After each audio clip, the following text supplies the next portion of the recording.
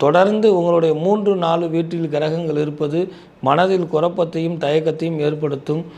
தன்னுடைய வேலை பார்க்குறவர்கள் தனக்கு கீழே இருக்கிறவர்களுடன் பேச்சுவார்த்தையை நிதானமாக உபயோகப்படுத்துவது நன்மை பயக்கும். தகப்பனாருடைய உடல் ஆரோக்கியத்தில் கூடுதல் கவனம் தேவை. உறவு முறையில் ஏற்பட்டக்கூடிய பணக்கசப்பு நீங்கும்.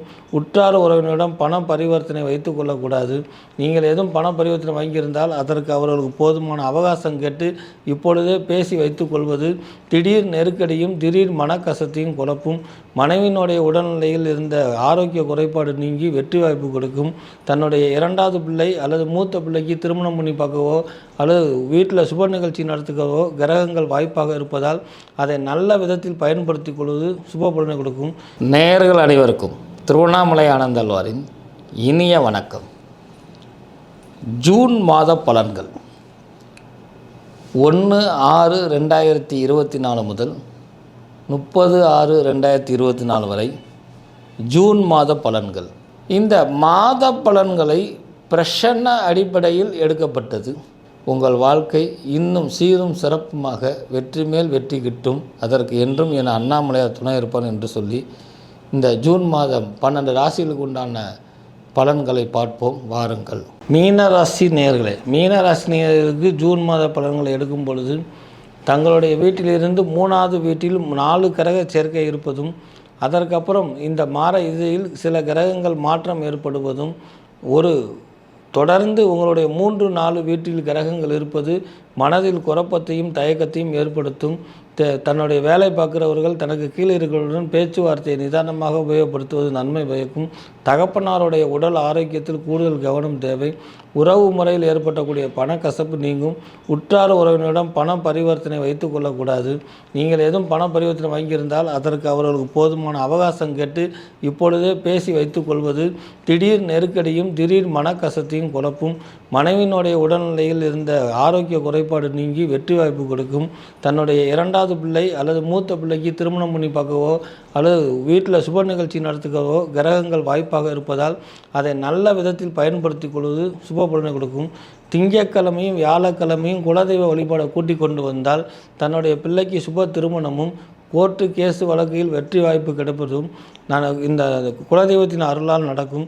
அதே போல் வீடு வாசலில் வெளியூருக்கு போகும் பொழுது அக்கம் பக்கத்தில் இருக்கிறவங்கள்ட்ட சொல்லிட்டு போவது நன்மை பயக்கும். ஏன்னால் சிறு திருட்டு நடப்பதற்கோ அல்லது பொருட்கள் களவு போவதற்கோ வாய்ப்புகள் நிறையா இருக்கிறதுனால மிகுந்த எச்சரிக்கை தேவை. மாணவ முனிகளுக்கு படிப்பை தவிர வேறு எதில் கவனம் செலுத்தினாலும் சிறப்பு இருக்காது. அதே நேரத்தில் ஒத்த தலைவலி கண்ணாடி போடக்கூடிய ஒரு சூழ்நிலை வருவதால் ஐ டாக்டரை, அதிலும் குறிப்பாக மீனராசியில் இருக்கக்கூடிய பெண்கள் பரிசோதனை பண்ணிக்கொள்வது தலைவலியிலிருந்து அவஸ்தையை நீக்கும். குழந்தைகளுக்கு சிறப்பான அமைப்பு இருக்குது என்றாலும் கூட படிப்பில் மந்தகதியாக இருக்கும். அப்படிங்கிறனால படிப்பில் கவனம் செலுத்துவதற்கு என்ன மாதிரி ஏற்பாடு செய்யணும் பெற்றோர்கள் சிந்திப்பது மந்தகதியிலிருந்து விளக்கம் கொடுக்கும்.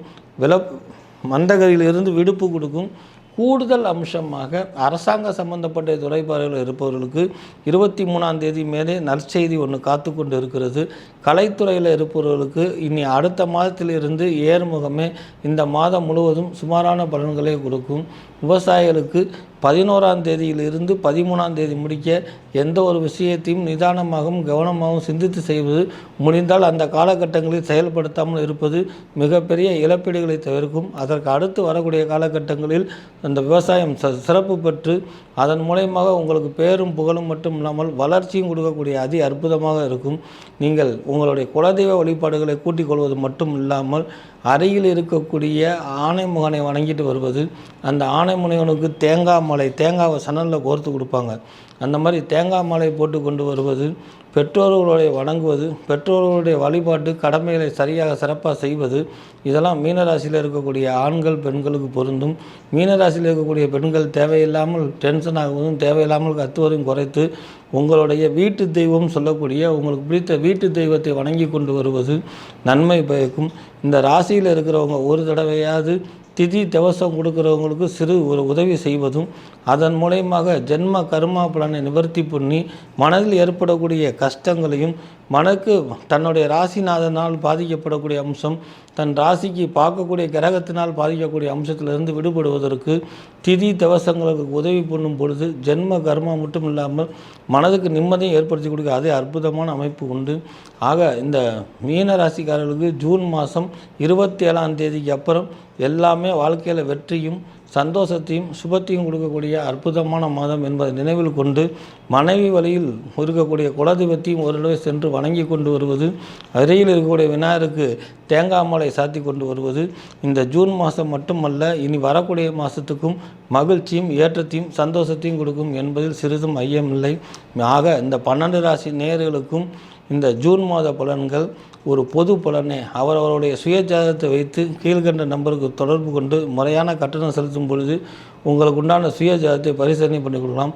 பொது பலன்களை 50% வேலை செய்யும் என்பதால் எதற்கெடுத்தாலும் ஜாதகத்தை எடுத்து கொண்டு ஓடாமல் நம்ம சேனலில் வரக்கூடிய இந்த நிகழ்ச்சியை தொடர்ந்து பார்த்து உங்களுக்கு கிரக தோஷம் இல்லாமல் அந்த பிரசன்ன அடிப்படையில் வரக்கூடிய ஜோதிடம் அண்ணாமலையாருடைய அருளால் உங்களுக்கு என்றும் சுப பலனை கொடுக்கும் என்று சொல்லி உங்களிடமிருந்து விடைபெறுவது திருவண்ணாமலை ஜோசியர் டி. ஆனந்தாழ்வார். வணக்கம்.